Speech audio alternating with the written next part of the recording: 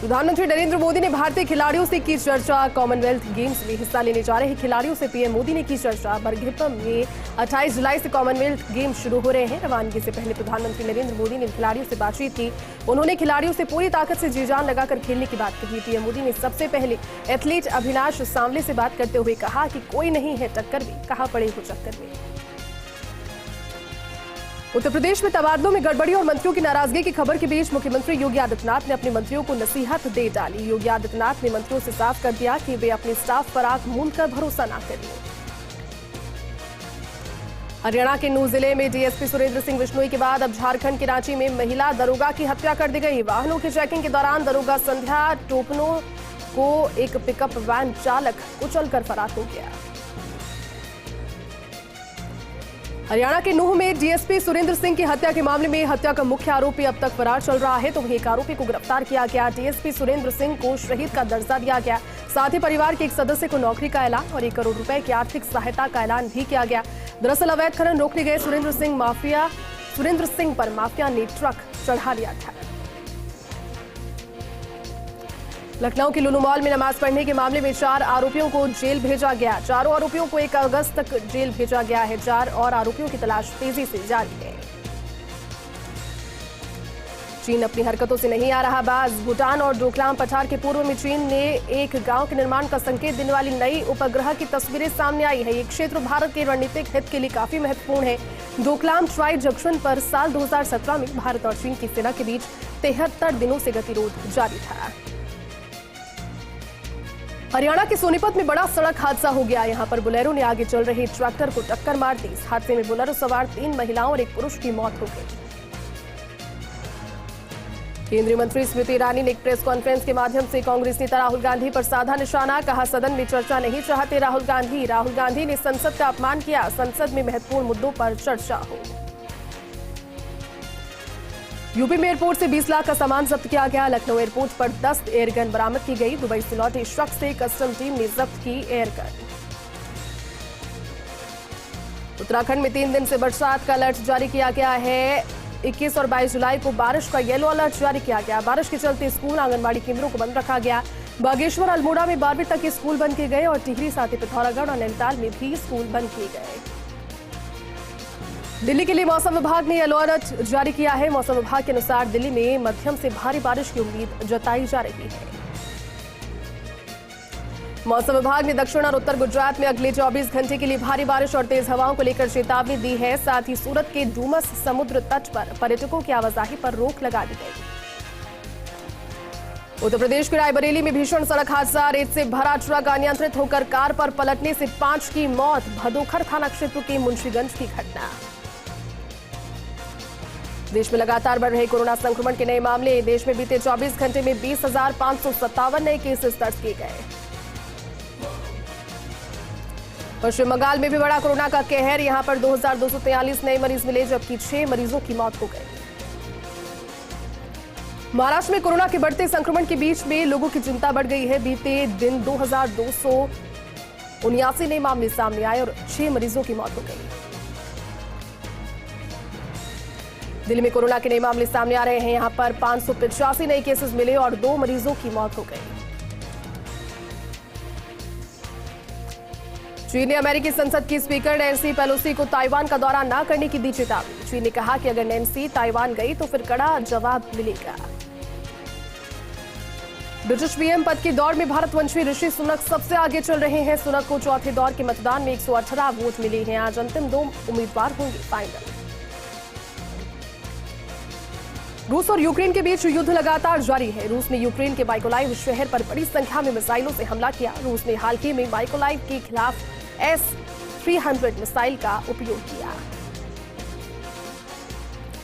जंगल जल रहे, लोग मर रहे, एयरपोर्ट के रनवे पिघल रहे, सड़कों पर डामर पिघल गया। इतना ही नहीं, घास तक जल गई। सड़कों पर सन्नाटा पसरा है। ये हाल इस समय यूरोप का है। पूरा यूरोप भीषण गर्मी से जूझ रहा है। ब्रिटेन के इतिहास में पहली बार 40 डिग्री के पार पारा चला गया है। रुपए की कीमत में अब तक की सबसे बड़ी गिरावट दर्ज की गई। 1 अमेरिकी डॉलर की कीमत पहुंची 80 रुपए के पार। वित्त मंत्री निर्मला सीतारमण बता रही है, इसके कई कारण। यूक्रेन युद्ध, कच्चे तेल की कीमतें, वैश्विक परिस्थितियां, इन तमाम कारणों से दिख रही है रुपए की कीमत में गिरावट। महाराष्ट्र सरकार विवाद पर सुप्रीम कोर्ट में फिलहाल नहीं निकला कोई हल। सुप्रीम कोर्ट ने दोनों पक्षों को जवाब पेश करने का दिया समय। दोनों पक्षों को निर्धारित करने का सुप्रीम कोर्ट ने दिया आदेश। 1 अगस्त को होगी अब मामले पर सुनवाई। उत्तराखंड में ऋषिकेश बद्रीनाथ मार्ग पर बड़ा हादसा। निर्माणाधीन बाईपास पुल धंसा। पुल के मलबे से 3 लोगों को बाहर निकाला गया। रेस्क्यू ऑपरेशन जारी। भरतपुर के पसोपा में साधु संतों के धरने का मामला। संत विजय बाबा ने खुद को लगाई आग। झुलसे संत का चल रहा है इलाज, तो वहीं मौके पर भारी पुलिस जाब्ता तैनात।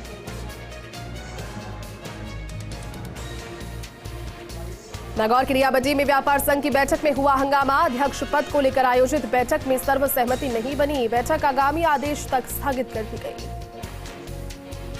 रियाबंदी के डुडियाना गांव में Ayush health and wellness centre पर औषधीय पौधे लगाए गए। डॉक्टर अमित जोशी और अन्य सामाजिक कार्यकर्ताओं ने किया पौधारोपण। इस दौरान हर्बल गार्डन में 100 पौधे लगाए गए। झुंझुनू में ठंडी हवा के साथ बारिश का दौर जारी है। लोगों को मिली गर्मी और उमस से राहत। सड़कों पर जलभराव से आमजन को करना पड़ रहा है परेशानियों का सामना। झुंझुनू की खेतड़ी में रामबास की पहाड़ियों पर अज्ञात युवक का शव मिलने से फैली सनसनी। सूचना पर पहुंची खेतड़ी पुलिस। शव की शिनाख्ती के प्रयास जारी। लाडनू के ग्राम छपारा के राजकीय विद्यालय की खेल भूमि पर अतिक्रमण का मामला। आक्रोशित ग्रामीणों और छात्रों ने एसडीएम को सौंपा ज्ञापन। प्रशासन से अतिक्रमण हटाने की मांग की। जोधपुर के इनलाइन रोलर हॉकी प्रतियोगिता 26 से 29 जुलाई तक आयोजित होगी। 8 राज्यों की टीमें और 350 खिलाड़ी लेंगे हिस्सा। मुख्यमंत्री गहलोत ने किया प्रतियोगिता के पोस्टर का विमोचन। जैसलमेर में कोरोना पॉजिटिव मिलने से चिकित्सा विभाग में मचा हड़कंप। एक ही दिन में 2 पॉजिटिव मामले आए सामने। चिकित्सा विभाग ने दोनों मरीजों को किया आइसोलेट। इलाज जारी। सेपाऊ में ट्रैक्टर ट्रॉली पलटने से हुआ हादसा। हादसे में 15 वर्षीय बालक शुभम की हुई मौत। पुलिस ने शव को रखवाया मोर्चरी में। मामले की जांच जारी।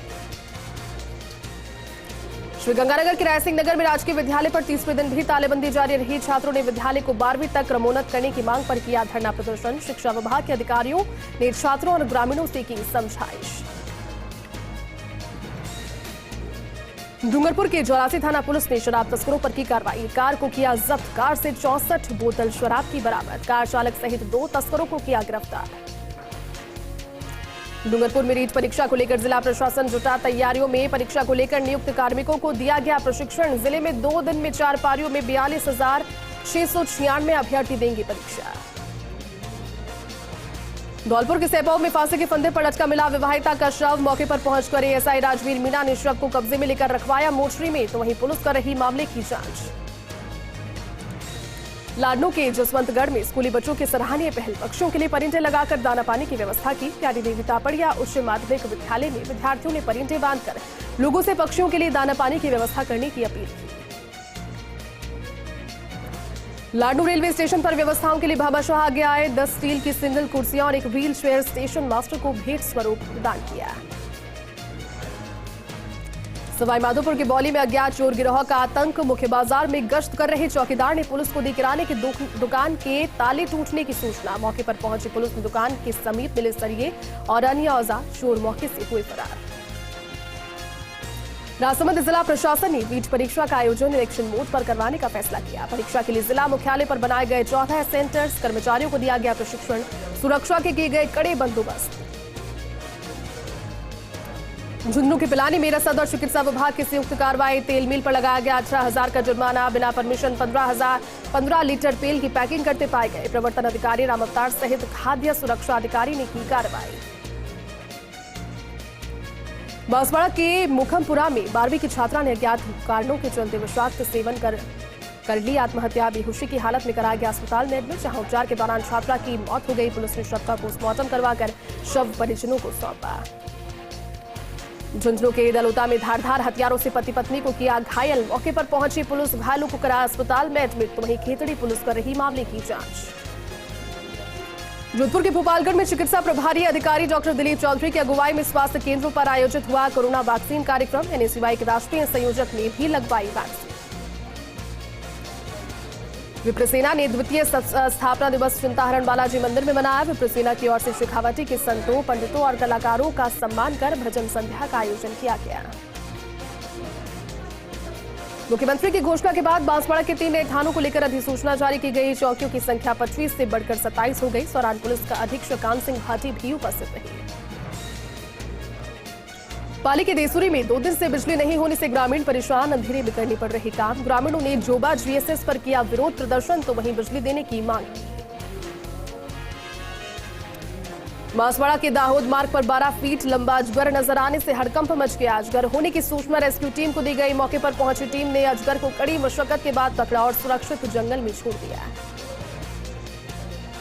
अजमेर के विजयनगर में ज्येष्ठमल जी आचार्य की 33वीं पुण्यतिथि पर दी गई श्रद्धांजलि। लॉयंस क्लब परिवार के सदस्यों ने छात्राओं को पाठ्य सामग्री वितरित की। इस दौरान गायों को हरा चारा भी खिलाया गया। शर्मा ने जिला यातायात समिति की बैठक ली। यातायात व्यवस्था को बेहतर बनाने के लिए विशेष कार्य करने के निर्देश दिए। अधिक सवारियां पाए जाने पर कड़ी कानूनी कार्रवाई के भी आदेश दिए। अलवर में अवैध हथियारों की धरपकड़ अभियान के दौरान 2 तस्करों को किया गिरफ्तार। 2 अवैध हथियार समेत 17 अवैध कारतूस किए बरामद। पकड़े गए आरोपियों के खिलाफ पहले भी कई मामले दर्ज। बांसवाड़ा में अखिल भारतीय विद्यार्थी परिषद और भाजपा छात्र संघ अध्यक्ष भवानी निरामा के नेतृत्व में राजकीय कॉलेजों की फीस अधिक होने का उठाया मामला। कहा, कोविड-19 महामारी में विद्यार्थियों के परिजनों की आर्थिक स्थिति को देखते हुए अधिक फीस लेना उचित नहीं। बैंक ऑफ बड़ौदा के 115वें स्थापना दिवस पर सिरोही के माउंट आबू में विभिन्न कार्यक्रम आयोजित किए गए। राजकीय आयुर्वेदिक अस्पताल में विभिन्न उपकरण समेत मरीजों को बैठने के लिए कुर्सियां भी वितरित की गई। अलवर के जिला मुख्यालय पर कोर्ट परिसर में रैंप निर्माण कार्य का शुभारंभ हुआ। जिला एवं सेशन जज योगेंद्र पुरोहित ने विधिवत पूजा अर्चना कर इसका शुभारंभ किया। जिला अभिभाषक संघ के पदाधिकारियों सहित अन्य इस दौरान उपस्थित रहे। बांसवाड़ा में भारतीय जनता युवा मोर्चा नगर मंडल ने शहर की विभिन्न समस्याओं को लेकर जिला कलेक्टर प्रकाश चंद्र शर्मा को ज्ञापन सौंपा। ज्ञापन में अस्पताल में डीप फ्रीज होने की सुविधा की मांग की गई।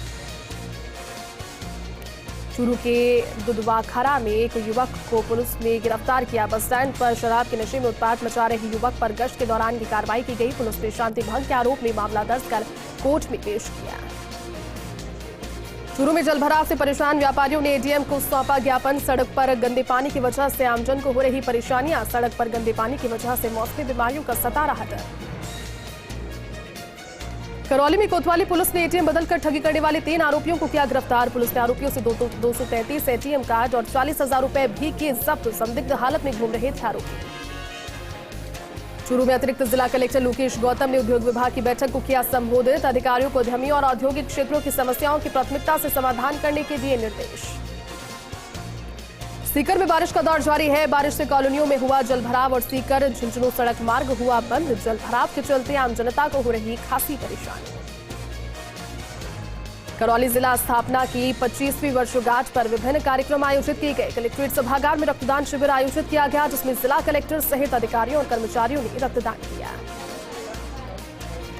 भाजपा के प्रदेश उपाध्यक्ष मुकेश दाधीच डीडवाना के दौरे पर रहे। अमरनाथ हादसे में डीडवाना क्षेत्र के 2 मृतकों के परिजनों से मिलकर उनकी ढांढस बंधाया। इसी के साथ भाजपा कार्यकर्ताओं से मुलाकात कर बूथ स्तर तक संगठन को मजबूत करने का आह्वान किया। नीमका थाना में कपड़ा व्यापारी से हुई लूट के मामले में व्यापारियों ने मुख्यमंत्री के नाम एसडीएम को सौंपा ज्ञापन। आरोपियों पर जल्द कार्रवाई करने की मांग की। जयपुर के चौमू के bank of Baroda Udaipuria branch में महात्मा गांधी माध्यमिक स्कूल और आंगनबाड़ी केंद्र में पंखे भेंट किए। बैंक ऑफ बड़ौदा के 115वें स्थापना दिवस के उपलक्ष्य में प्रबंधन की ओर से बच्चों को मिठाई बांटी गई। प्रबंधक आशीष शर्मा ने बताया कि स्टूडेंट्स को बैंक में की जाने वाली सभी गतिविधियों के बारे में पूरी जानकारी दी गई।